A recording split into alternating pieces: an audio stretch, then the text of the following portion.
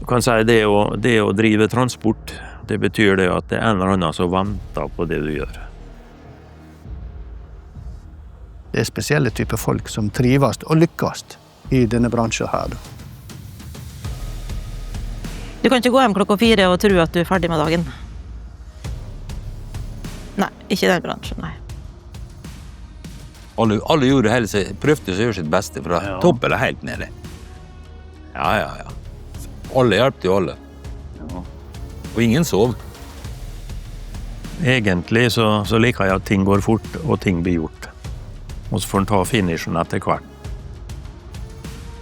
Og den dagen vi fikk beskjed om at vi mistet partigodskjøringen fra Oslo til Kristiansand og Stavanger, da ble det alvor.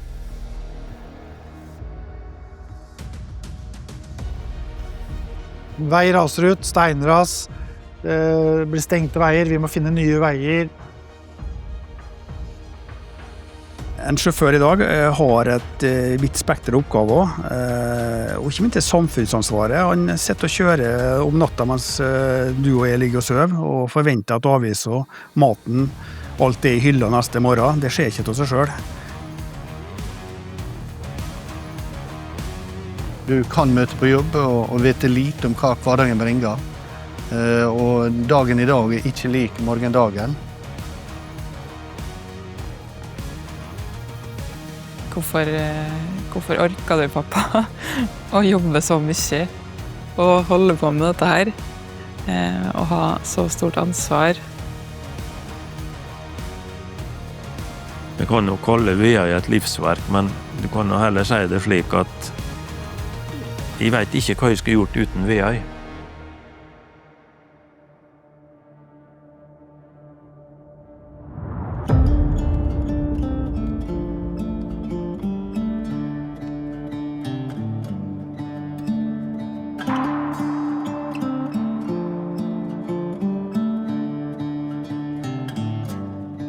Olaf Misfjord startet Nærsestrand Auto. Han var oppvokst hjemme på gård, jobbet på gården og fikk interesse for bil. Og kjøpte seg bil i 25 og begynte å kjøre lokalt på Nærsestrand. Så kom 1929 og 30, og da startet Åfarnes Auto. Det var Arne Alfarnes som kom fra Amerika, og han hadde med seg bil. Så begynte han å kjøre, og han tok med seg etter hvert en Olaf Klungnes, som da var smed. Og de bygde opp Åfarnes Auto. Den tredje var far min som 20-åring, kjøpte sin første bil og begynte å kjøre inn i Langfjorden, altså Vistdalen og Midtet. Den tida så gikk fjordbåtene, så disse bilene som kom da, de var nå en liten konkurrent med fjordbåten og et supplement. Båten gikk nå ofte på kryss og tvers av fjorden, så disse bilene kunne hjelpe til å få fram folk og varer litt raskere. Far min hadde brøyting også i samme tida, så han hadde plog på bussen. Og det gikk nå ikke like bra hver gang. En gang når de kom hjem om kvelden, så kollapset plogen. Han slo seg sammen, så det kom ikke lenger. Det var ikke plog mer, det var bare en fjøl. Og da gikk den i fjøra og gikk hjem til Midtet og inn hjemme, og der lå passasjerene overnatta til neste dag. Den tida så var det å sett på det som et ledd i overleve. Det var aldri målt i hva du hadde igjen, det var snakk om at du hadde mat på bordet.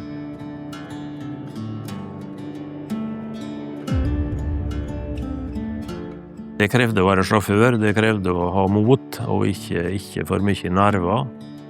Og det krevde teknisk kunnskap. Du måtte finne løsninger når ting ikke gikk på skinnet da.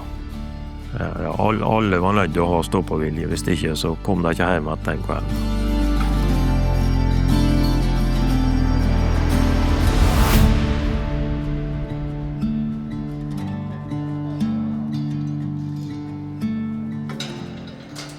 Jeg har vel egentlig bestandig vært en kar som jobbet best i stillhet og alene.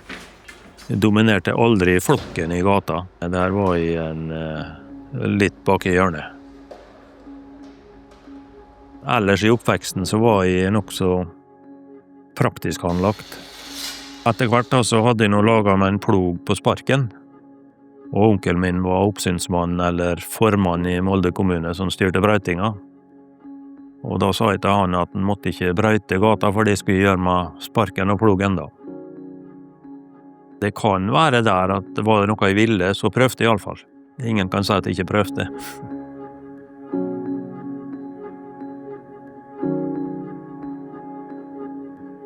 Når fjordbåtene skulle nedlegges i 1960, så ble det behov for annen type transport i fylket. Jernbanen var vært godt i gang, vært i drift i over 30 år, og gikk til Åndalsnes, begynte å komme i rute. Varer og folket ble kjørt med båt til Molde, Kristiansund og Ålesund. Det skulle nå moderniseres over på bil. Og da var Åndalsnes fokus for absolutt alle ruteselskap i Møre og Romsdal.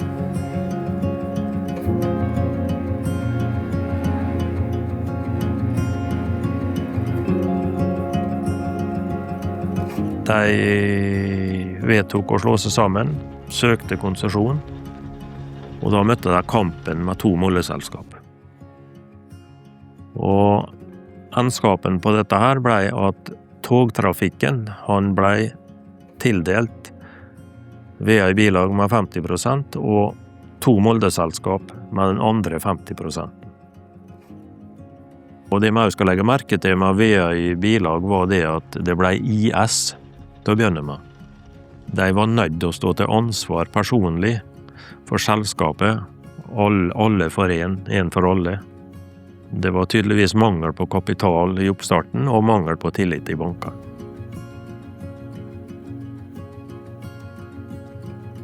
Etter fusjonen av disse 3 selskapene så var det Molde- og Åndalsnesruta som var i fokus, men i tillegg kom all skolebarntransporten. Skoler ble lagt ned, skoler ble sentralisert. Alt dette her medførte en voldsom utvikling på skolebarnkjøring og sysselsetting i VI. Så var det slik i VI at muntlig avtale om at etterkommere av eierne skulle ha arbeid hvis de kvalifiserte til arbeid. Da var det ledig en kontorassistentstilling på Åfernes som jeg søkte på, og da fikk jeg den. Og når jeg fikk den jobben, så jeg var lenge og grublet, for da har jeg akkurat arvet gården der som far min var fra, og gikk fram i skogen og grublet, lag med både mor min og far min, og kikket på trærne og visste det at jeg fikk 100 kroner treet. Og jeg fikk 1200 i lønn, så jeg kunne hogge bare 12 tre, så hadde jeg det samme. Så det var i overveiing da om jeg skulle begynne på VI, eller jeg skulle være hjemme og hogge skog.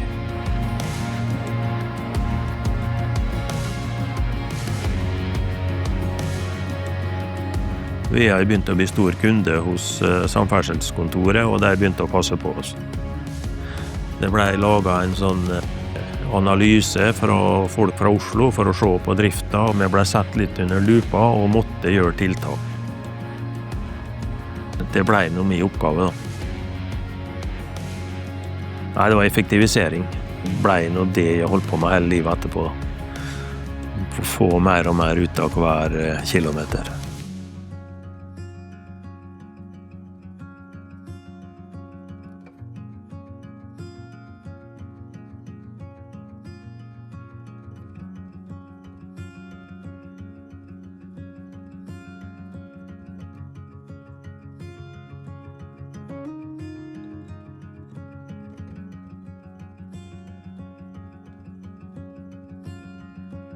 Linjegods var vel en form for sammenslutning der veldig mange av disse små transportselskaper gikk inn og var aksjonær, deleier, og samlet en del av aktiviteten sin inn i dette her da.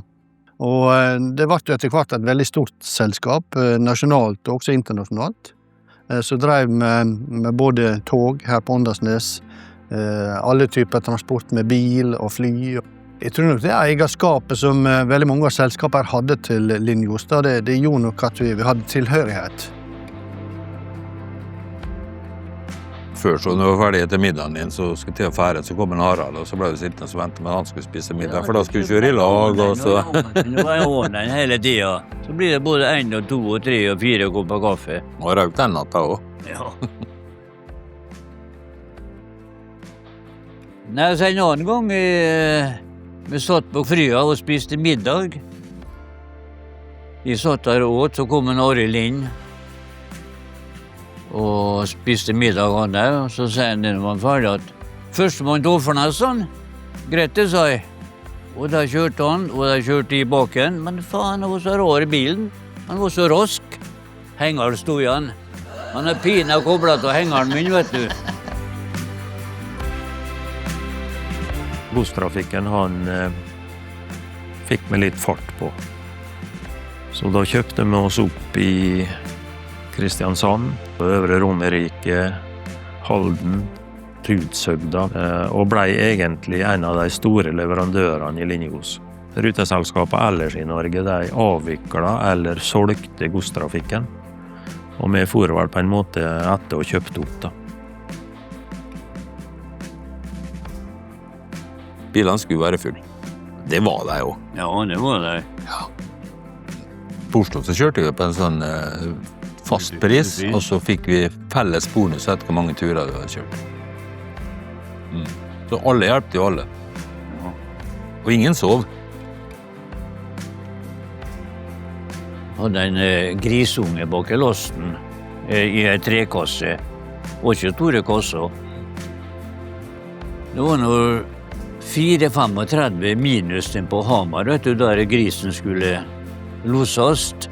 Man kunne ikke ha den ut om natta, vet du, det var så kaldt, og nå var det stein der, da. Det var jo sånn jernbanevogn som stod her, vet du. Ja, som det var varmevogn, det. Ja. og den var ikke varme i. Nei. Orsatt visste det også, vet du. Han satte grisen inn i trukken, han, og startet opp trukken og satte på varmeapparatet. Og du vet, han trukkføreren kom om morgenen, vet du, en sånn perk, vet du, var ny trukk her. Skulle ikke være noe rusk inni der. Og grisen han både drevet opp i seg, vet du, og satt der nesten der, og svettet seg her. Og nå 30 grader inn i trukken, nå, vet du. Ja, den var god. Jeg tror langsomt fikk jeg regningen nå. Jeg tror det ble bråket. Jeg tror det, ja.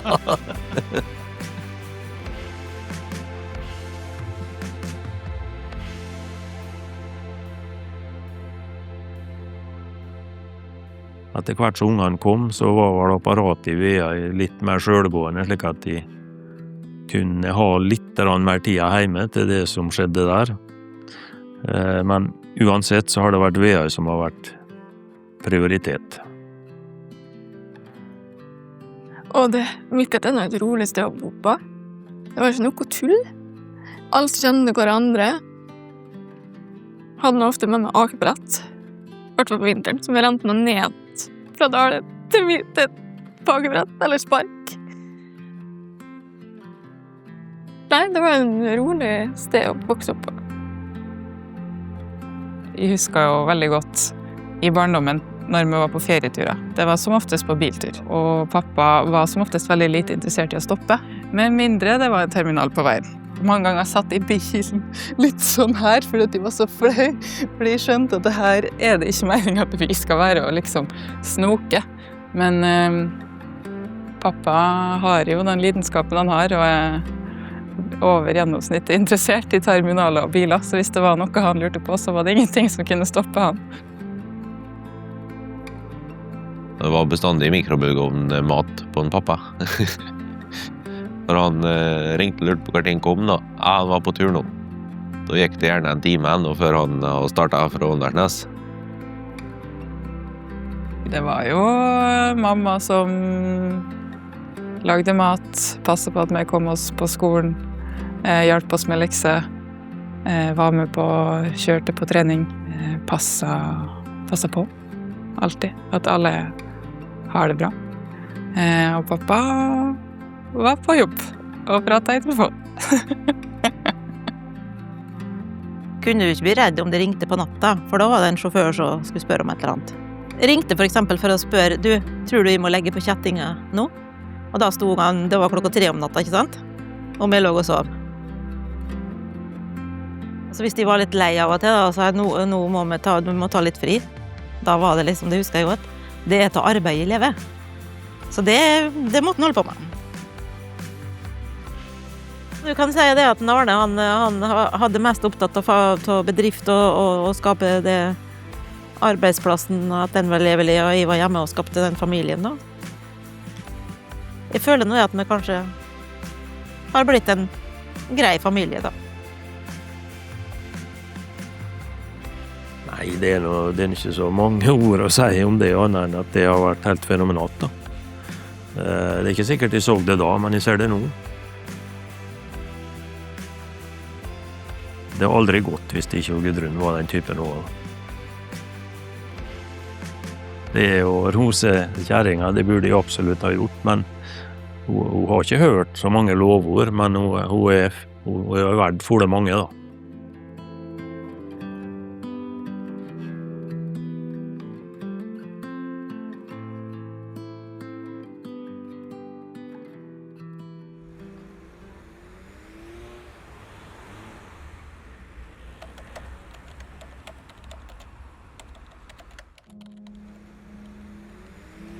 Det vi mistet da i Linjegårdstida, det var selvfølgelig det store markedsbildet. Schenker overtok 100% av aksjene i Linjegårds, avviklet Linjegårds-navnet og fortsatte i Schenker. Rutebilene i Norge da fikk en helt annen måte å jobbe på. Det ble ikke som før, hvor vi var en del av det hele. Nå ble vi en ren leverandør. Schenker var mer proff, og det ble tøft å være leverandør år for år. Det var ikke snakk om at VI skulle ha sine egne kunder. Hvis det var en henvendelse til VI på at det var vi er et selskap som har behov for en transporttjeneste, så Arne, katalysatoren, ja, det skal jeg ta vare på, jeg skal snakke med Schenker, og så gi den kunden til Schenker. Og det forteller litt om den samarbeidsånda og tankesettene Arne hadde. Han skal være lojal mot det systemet han kjørte for. Etter hvert så ble VI nok så stor i Schenker i Norge, og tok vel egentlig en litt dominerende rolle, og kanskje tok for mye plass i Schenker-systemet.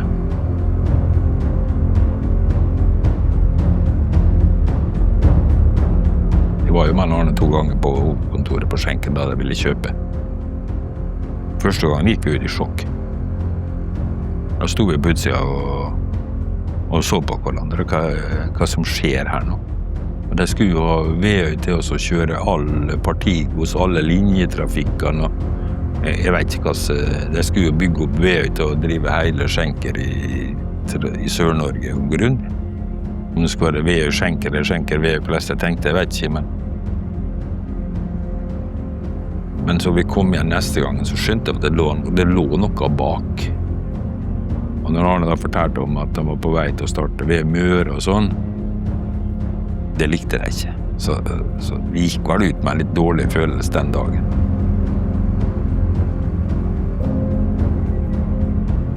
For meg i Kristiansand så var det når de begynte å sende ut anbud da. Alt skulle på anbud. Ja. Da begynte vi å skjønne at det var noe på gang her. Og vi vant jo ingen anbud. Ja, de ville selvfølgelig ha kontroll på VI.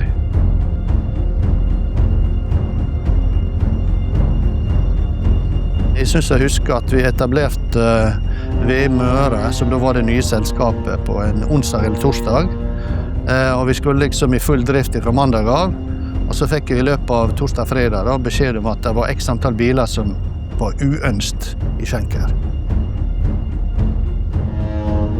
Og den dagen vi fikk beskjed om at vi mistet Partigos-kjøringa fra Oslo til Kristiansand og Stavanger, da ble det alvor. Så mistet vi containerkjøringa, så mistet vi ditt, og så mistet vi datt. Og så. Vi hadde jo så mange avtaler, og Schenker sa jo på ei og ei hele tiden.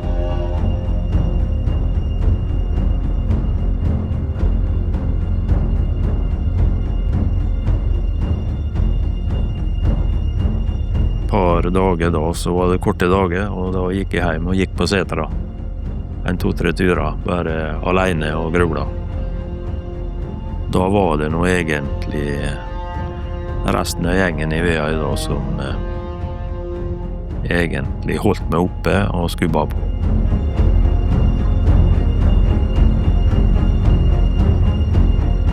Når vi braut med skjenker, da var det en tung periode for pappa.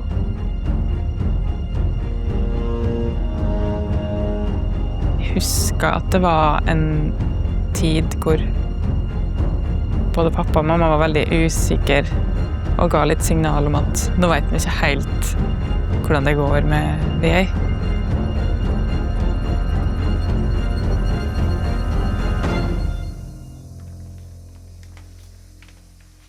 Når oppsigelser kommer, så får du jo litt sånn sjokk, for da har du jo veldig kort tid på det, altså 1 til 3 måneder. Så det blir jo litt sånn krisestemning på der og da. Men det er jo da kanskje vi er som sterkest da, eller i hvert fall det er da vi kanskje kommer til å være rett i forhold til hva er vi igjen egentlig som mennesker, hva styrker har vi?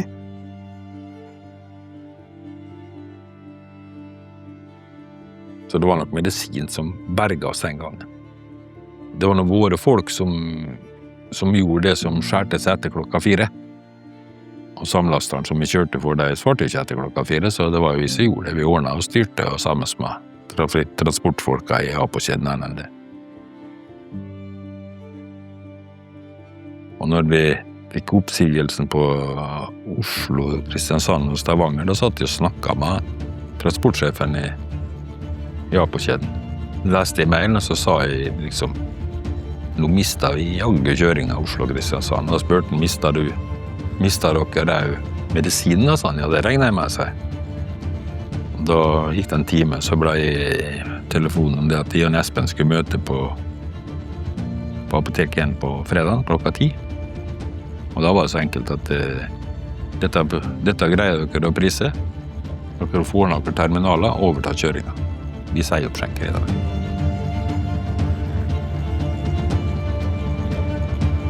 Ok, nå var jeg litt tilbake til å skape noe igjen. Nå kan vi operere fritt i markedet. Og det var i hvert fall for meg personlig en voldsom motivasjonsfaktor. Og så var vi heldige at vi hadde en fantastisk dyktig person i Kristiansand, Eivind Andersen. Han har vært med i VF siden dagen og har jobbet med medisin hele tiden. Rune Holden, som da var en sentral person i lag med meg i Oslo, og Roger Færø, som nå er blitt sentral i Oslo, hadde jo like stort engasjement og litt sånn fandenivoldskhet på at dette skulle vi faktisk greie.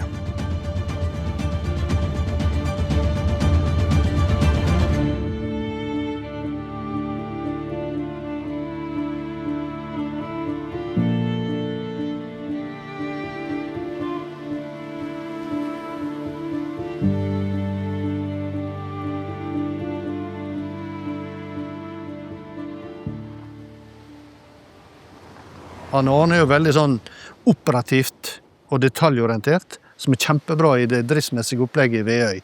Og så prøver jeg, og det ligger jo også til funksjonen min, å ha en litt sånn, kall det litt mer overordnet fokus. Jeg kjenner ikke til alle paller som er i hver enkelt bil, som han kanskje har veldig stor oversikt på. Og så husker jeg spesielt, jeg tror det var en mandagsmorgen, etter noen år vi hadde jobbet med saker her, så ringte han meg frustrert og sint og skikkelig opphisset, og sa at nå er det bare å legge ned hele Veøy, sa han, for dette går aldri bra. Ja, hva er det som er problemet nå da, Arne, sier jeg på en mandagsmorgen? Ja, nå hadde han sittet i helga og sett gjennom 300 lastebiler her, og det er jo faderullan bare 100 av disse bilene som tjener penger, sa han. Nå er det bare å legge ned. Og så tenkte jeg meg om i 5 sekunder, ja ok, er det så alvorlig altså? Og så kom jeg på, ja men Arne, du snakker om 300 biler, og nå går det ok med oss, selv om at det er kun 100 av disse bilene som tjener penger. Tenk for et potensial da, det kan være hvis vi kan få alle de 300 bilene til å tjene penger. Å du din jævel, sa han, og så la han på røret. Og så ringte han opp igjen etter en time eller 2, det husker ikke jeg, og sa, du er helt rett, sa han. Vi må jobbe med alle 300.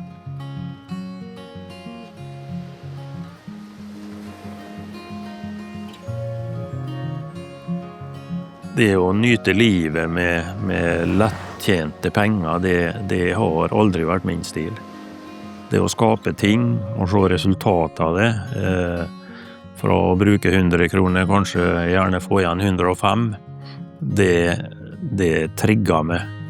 Og det var det som egentlig har drevet meg fremover, at her er det muligheter. Det å være effektiv og tenke effektivitet, det er nesten slik at de liker ikke måke snø, for de vet at den kommer vekk av seg selv. Kjerringa er bestandig sur for at de ikke måker. Så tenker jeg det at hvis de sparer de kreftene nå og bruker på noe annet, så regner snøven vekk. Så effektivitet kan være det at du gjør det som er nødvendig og ikke mer. Han er jo en mann fra bygda. Han er veldig nøktern. Han kjører varebil og har veldig godt beina plantet på jorda, så er veldig sunt. Og jeg tenker som så at de midlene og pengene som konsernet og selskapet tjener, de skal vi bruke til å utvikle, trygge arbeidsplasser og skape noe. Jeg tror helt klart at det Arne har sått i sin organisasjon historisk også blir med. Men det er klart, den gamle kulturen, den må også tilpasses det nye samfunnet som vi lever i nå i 2025.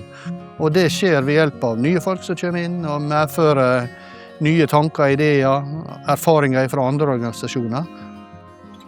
Vi har greid å jobbe markedsmessig, fått en del viktige og rette kunder på plass. Vi har masse gode medarbeidere som vi er veldig stolte av. Men effektivitet, utnyttelse og alt dette her, det vil vi aldri slippe. Det må være med, skal vi lykkes. Så grunnprinsippet hans, Arne, de er her, og de må være med, og det tror jeg er viktig å bevare.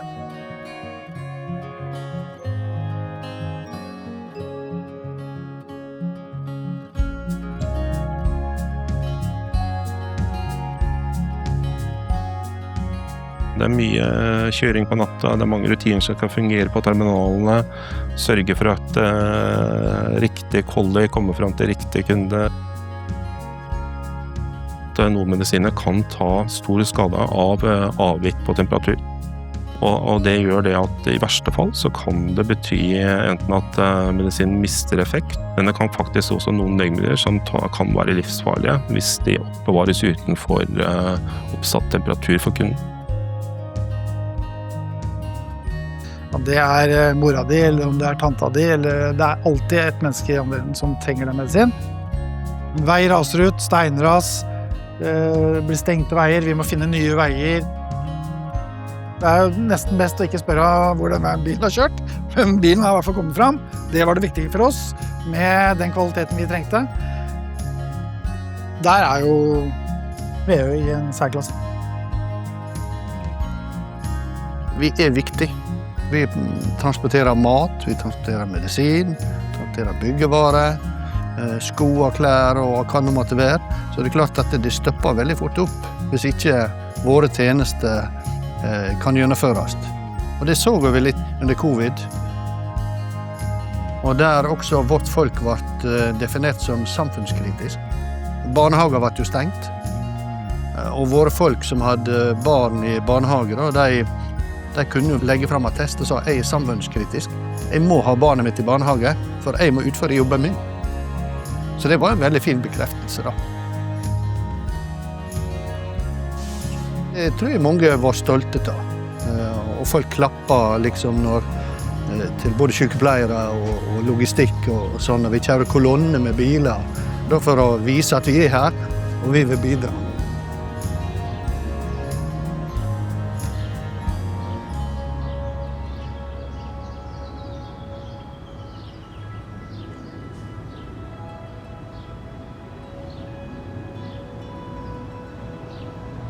Jak COVID przyszedł, to ja bez zjazdu do Polski pracowałem tu pół roku. Pół roku nie byłem w domu w ogóle. Jak przyjechałem do pracy w styczniu, tak pojechałem do domu dopiero w czerwcu. To był taki ciężki okres, ale też to był okres, gdzie wiele się działo. jakieś takie transporty związane z obsługą tego COVID-a też miałem, także no, czułem się taki potrzebny w branży. Czułem się bardziej potrzebny w branży, że jednak dzięki nam, kierowcom, jednak jest wszystko w sklepach, wszyscy mają co jeść, wszystko działa tak jak należy.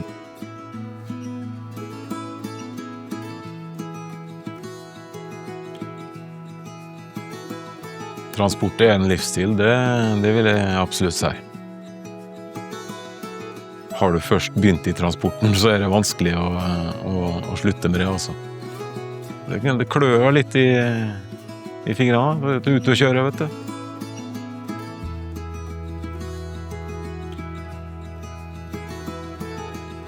I come from an arts degree. I've never expected to be driving, but here I am, and I love it. Some people, like my fiance, he's always wanted to be a truck driver, and he has a very big passion about it.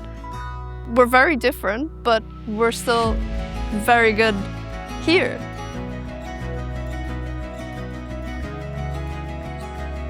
Zawód kierowcy to nie jest tylko zawód, tylko to jest styl życia. Życie tak się potoczyło, jak się potoczyło. Mieszkam w Zakopanem dalej, a do pracy sobie dojeżdżam. Samolotem, tak. I tak to już trwa od 14 lat. Nie myślałem, że mi się to tak wszystko ułoży.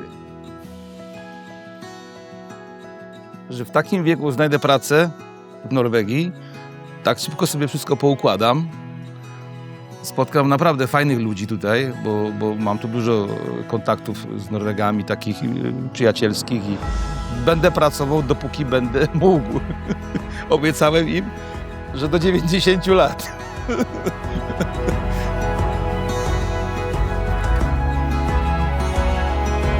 Når jeg fikk min første faste rute da, for linjegods, så begynte jeg å kjøre og levere varer på Strømmen Storsenter. Og der møtte jeg på en butikk da, vet du, som jeg synes var kjempesøt. Jeg hadde aldri møtt henne, hadde ikke vært for at jeg begynte å kjøre lastebil på Veøy. Before I started this job, I was just at home. I didn't leave. My dream has always been to just travel and meet new places, see new things, and this job allows me to do that every day. See new landscapes, you see new nice country roads, new lakes. Your office is constantly changing. You don't see the same four walls every day. I mean, you see the inside of the truck, but besides that, the windows are always changing.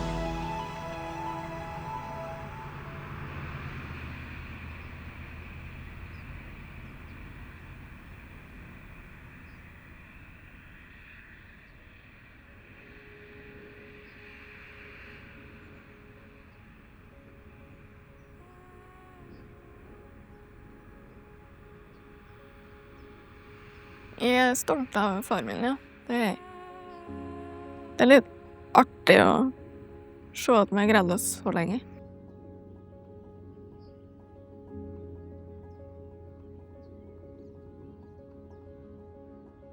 Det er veldig artig å se en veibil på veien, og når vi sitter og kjører og ser en lastebil langt der fremme, så kikker jeg alltid etter om det står vei med store bokstaver fremme der.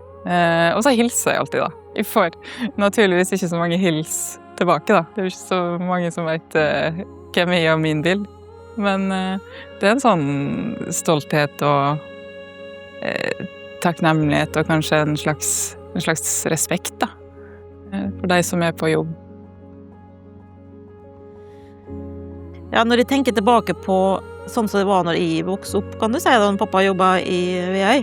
Og da gikk det nå bare sånn lokalt, ikke sant? Åndalnes Molle og Vistdalen og jeg tror ikke det var noen som tenkte den gangen at du skulle begynne å kjøre hele Norge på en måte, og utlandet. Jan Arne kanskje sier at han fødte meg i sølvskjei i munnen av og til, men fordi at du kom litt til den jobben på en måte da, men det har krevd sitt etterpå. Det har ikke kommet av seg selv. Det er jo ikke ting du gjør alene. Du har nå hatt med deg folk. Rune Slemmen har vært med helt til det siste. God på drift, god på innkjøp. Ser muligheter. Espen kom sterkt inn. For det viktig med markedsjobben han har gjort. Det helt uvurderlig, egentlig. Hvor bra den jobben har vært, og den krafta han har. Etter hvert så spurte jeg noen Bjåstad om han ville ta over direktørstolen. Og det sa han ja til. Det har vært knakende bra for VI, og ikke minst for meg da. At jeg har hatt noen å støtte meg på. Jeg håper at han klapper seg selv på skuldra innimellom, for det har han aldri fortjent, men jeg er stygt redd for at han faktisk ikke gjør det. Vi kan jo kalle VI et livsverk, men du kan jo heller si det slik at jeg vet ikke hva jeg skulle gjort uten VI. Ja, i en stille stund så er det noe, på en måte en voldsom tilfredsstillelse å tenke på det at når en mann kjøper en tablett i området her, så har VI på en eller annen måte håndtert den og fått den til butikken. Det gjør noe med det. Nei, det er en respekt for å få oppdraget. Det er noe, du føler nå det at det er viktig for han mannen og det selv når du skal ha en tablett, at vi er en del av samfunnet og en viktig driver av at landet skal fungere.